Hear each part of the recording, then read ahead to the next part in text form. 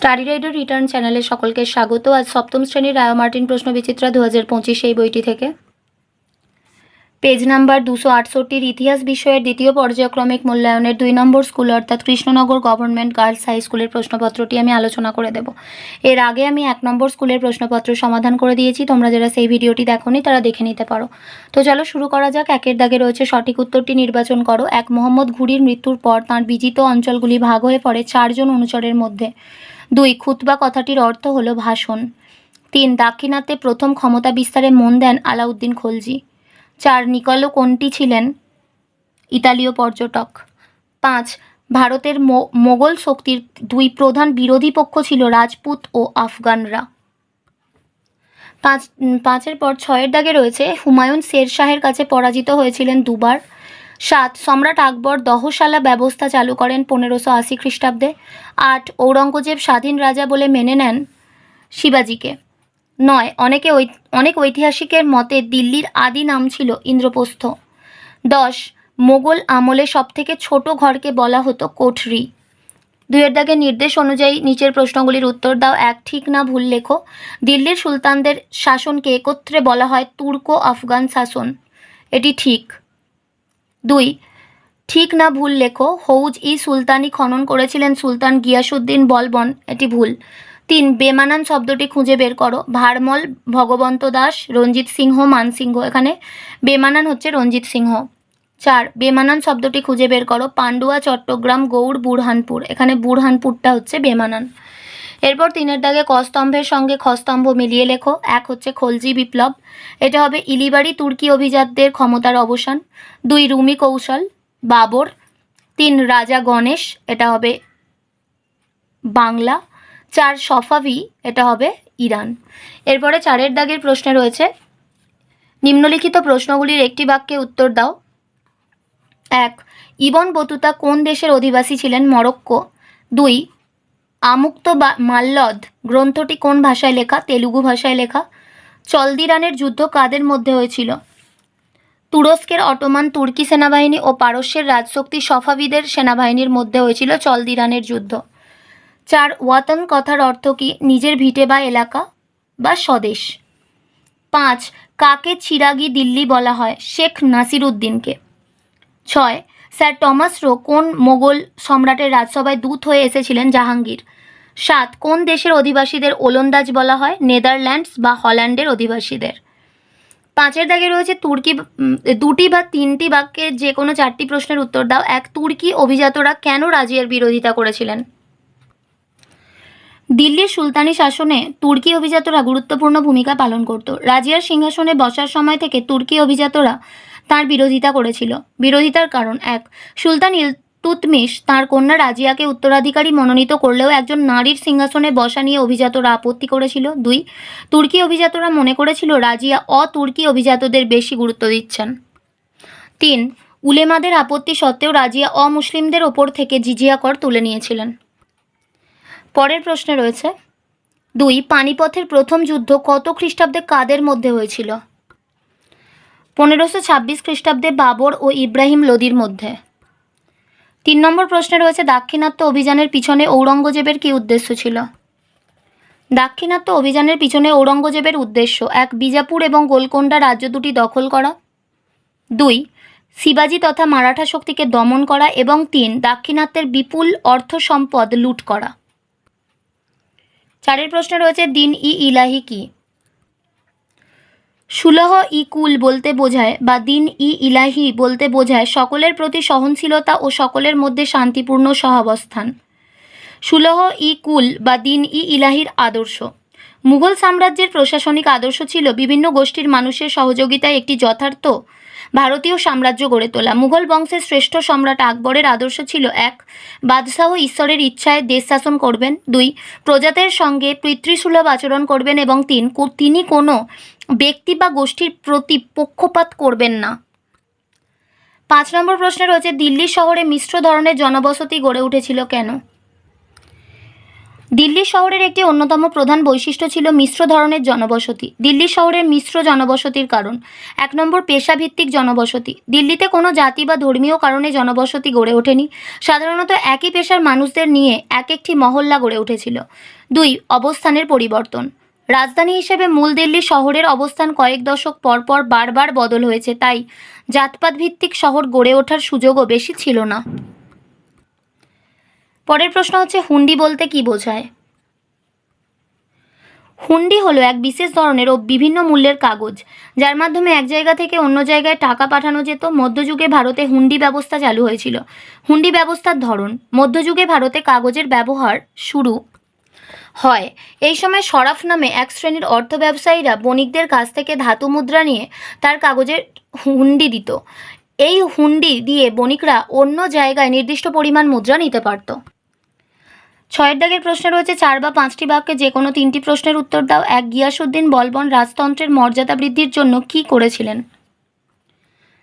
দরবারে রাজতন্ত্রের মর্যাদা বৃদ্ধির জন্য গিয়াসউদ্দিন বলবন 1 নম্বর, সিজদা ও পাইপস প্রথা চালু করেছিলেন। সিজদার অর্থ হলো সুলতানের সামনে নতজানু হওয়া এবং পাইপসের অর্থ হলো সুলতানের পদযুগল চুম্বন করা। 2, তিনি জমকালো পোশাক পরা দেহরক্ষী নিয়ে দরবারে আসতেন এবং গাম্ভীর্যপূর্ণ পরিবেশ তৈরি করতেন।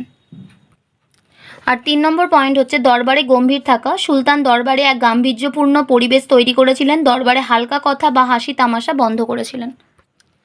এর অথবার প্রশ্নে রয়েছে, ইকতা ও ইকতাদার বলতে কি বোঝায়? দিল্লির সুলতানরা বিভিন্ন রাজ্য জয় করে তাঁদের সাম্রাজ্যের আয়তন বাড়িয়েছিলেন। সুলতানরা যেসব রাজ্য জয় করতেন সেই রাজ্যগুলিকে এক একটি প্রদেশ বলে ধরে নেওয়া হতো। সুলতানি আমলে এই প্রদেশগুলিকে ইকতা বলা হতো ও ব্যবস্থাটিকে বলা হতো ইকতা ব্যবস্থা।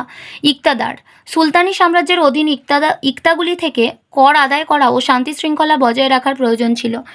ইকতা পরিচালনার দায়িত্ব পালন করতেন একজন সামরিক নেতা, তাকে ইকতাদার বলা হতো। ইকতাদার মুক্তি বা ওয়ালি নামেও পরিচিত হতেন। 2 নম্বর প্রশ্ন রয়েছে, খানোয়ার যুদ্ধ ও ঘরঘরার যুদ্ধের মধ্যে তুলনা করো।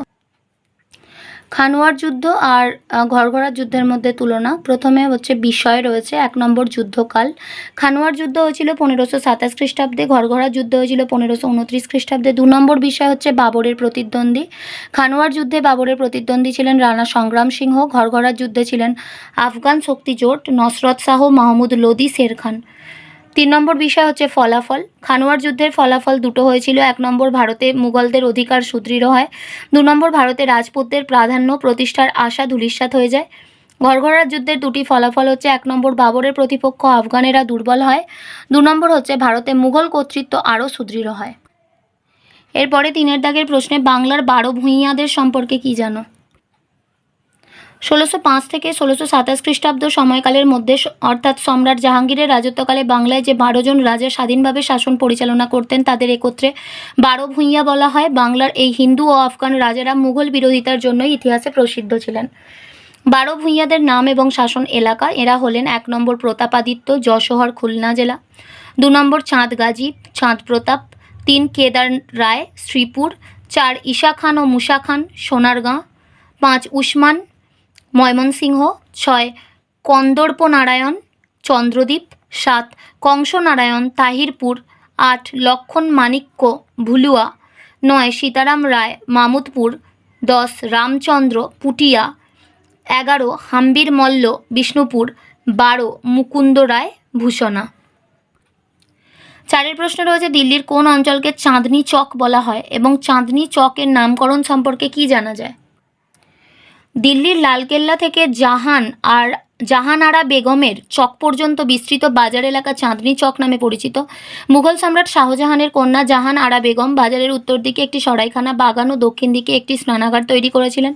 চাঁদনি চকের নামকরণ: 1 নম্বর, চাঁদনি চক সম্পর্কে জনশ্রুতি। চাঁদনি চক নামের উৎপত্তি সম্পর্কে জনশ্রুতি আছে যে চাঁদনি রাতে জলে আলো পড়ে জল চিকচিক করত বলে এই জায়গার নাম হয়েছে চাঁদনি চক। 2 নম্বর, চাঁদনি চক সম্পর্কে গল্প। চাঁদনি চক নামের উৎপত্তি সম্পর্কে গল্প আছে যে এখানের বাজারে সোনার উপর টাকার চকচকে ঝিলিকের জন্য চাঁদনি চক নামকরণ হয়েছে। এরপরে অথবার প্রশ্নে রয়েছে, ইউরোপীয় কোম্পানির কুঠিগুলি কেমন ছিল? সপ্তদশ শতকে ইউরোপে অনেকগুলি বাণিজ্যিক কোম্পানি গড়ে ওঠে। এই কোম্পানিগুলির মধ্যে ইংরেজ, ডাচ, ফরাসি, দিনেমার প্রভৃতি ছিল। এই কোম্পানিগুলি মুঘল আমলে ভারতে ব্যবসা করতে এসেছিল। ইউরোপীয় কোম্পানিগুলি ভারতের বিভিন্ন জায়গায় ঘাঁটি বা কুঠি গড়ে তুলেছিল। 1 নম্বর, কুঠিগুলিতে ইউরোপীয় বণিকরা নিজেদের বাড়িঘর তৈরি করত। 2, কুঠিগুলিতে দুর্গের মতো অস্ত্রশস্ত্র রেখে সুরক্ষিত করে রাখা হতো। 3, কুঠিগুলিতে মালের গুদাম থাকতো। 4 নম্বর হচ্ছে, ভারতীয় শাসকরা কুঠি বানানোর অনুমতি ও বিভিন্ন সুযোগ সুবিধা দিতেন। ভারতে সুরাট, বোম্বাই, মাদ্রাজ, হুগলি, চন্দননগর, কলকাতা প্রভৃতি জায়গায় ইউরোপীয় কোম্পানিগুলির কুঠি গড়ে উঠেছিল। এরপরে 7 দাগে 8 বা 10টি বাক্যে যে কোনো 2টি প্রশ্নের উত্তর দাও। 1, সুলতান ইলতুৎমিশের সামনে প্রধান 3টি সমস্যা কী ছিল এবং তিনি কিভাবে এর সমাধান করেছিলেন?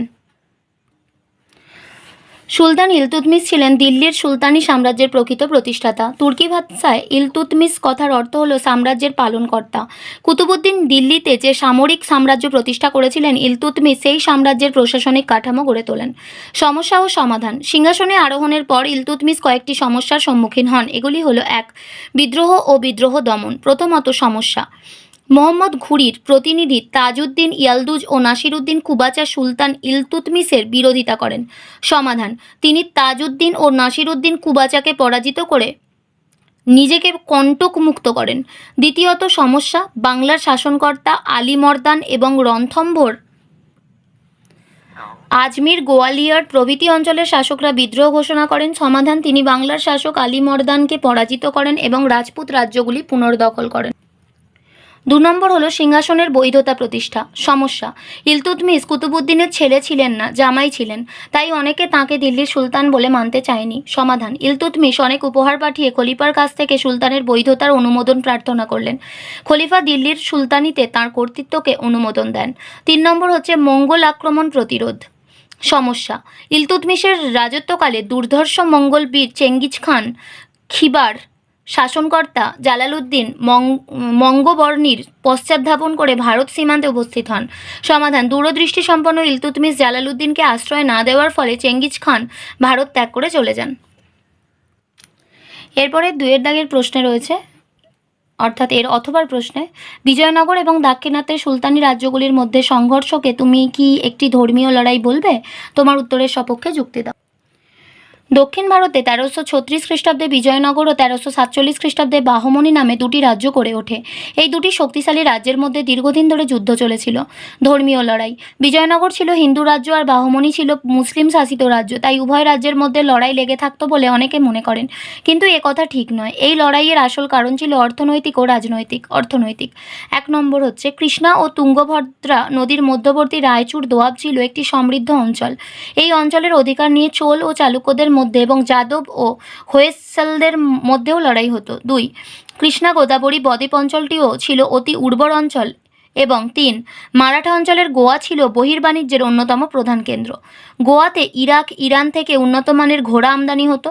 গোয়া যার দখলে থাকবে সে উন্নত অশ্বারোহী বাহিনী গঠন করতে পারবে, তাই এই অঞ্চলগুলি দখল করার জন্য উভয় শক্তি উদগ্রীব হয়েছিল।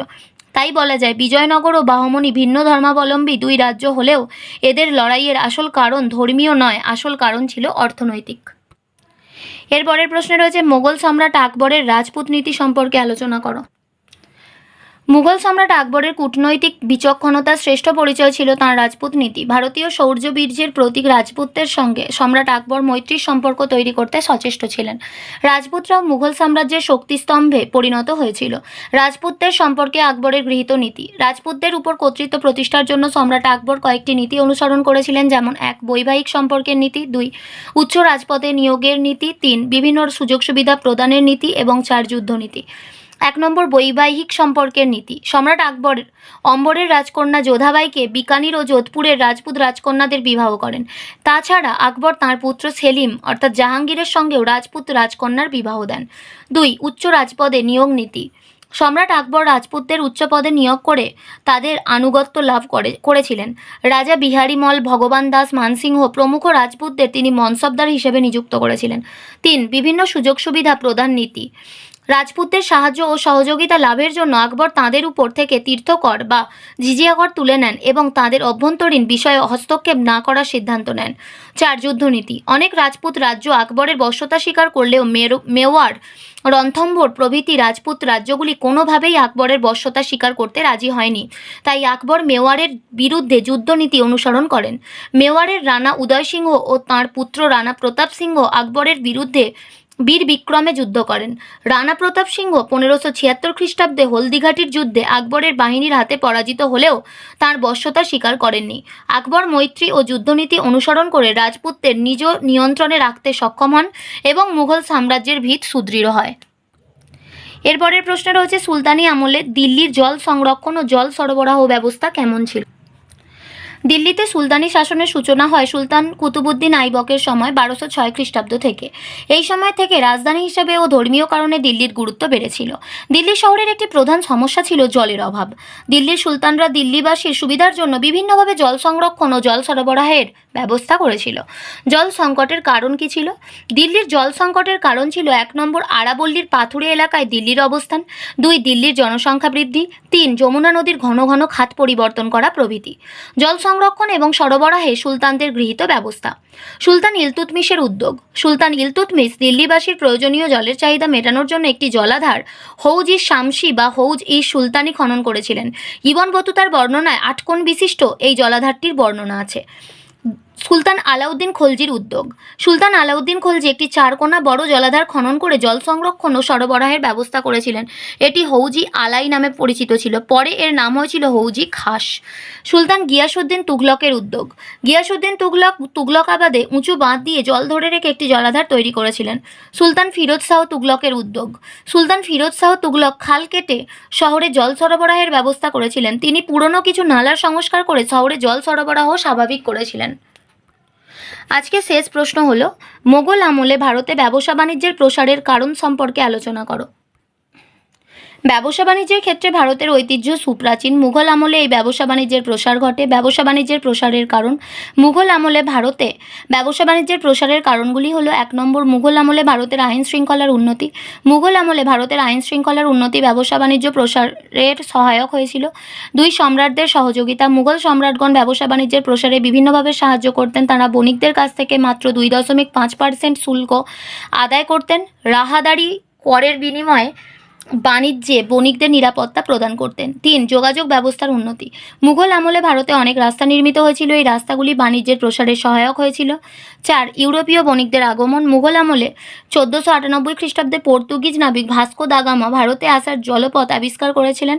এর পরবর্তীকালে ইউরোপীয় বণিকদের ভারতের সঙ্গে বাণিজ্যিক সম্পর্ক স্থাপিত হয়, ফলে বাণিজ্যের প্রসার ঘটে। আজ এই পর্যন্তই। ভিডিওটি ভালো লাগলে অবশ্যই একটা লাইক দিও, আর পড়াশোনা সংক্রান্ত এরকম আরও গুরুত্বপূর্ণ ভিডিও পেতে বিনামূল্যে আমাদের চ্যানেলটি সাবস্ক্রাইব করে পাশে থাকা বেল আইকনটি প্রেস করো, আর বন্ধুদের সাথে শেয়ার করতে ভুলো না। ভালো থেকো, খুব তাড়াতাড়ি ফিরে আসবো নেক্সট ভিডিও নিয়ে। Thanks for watching.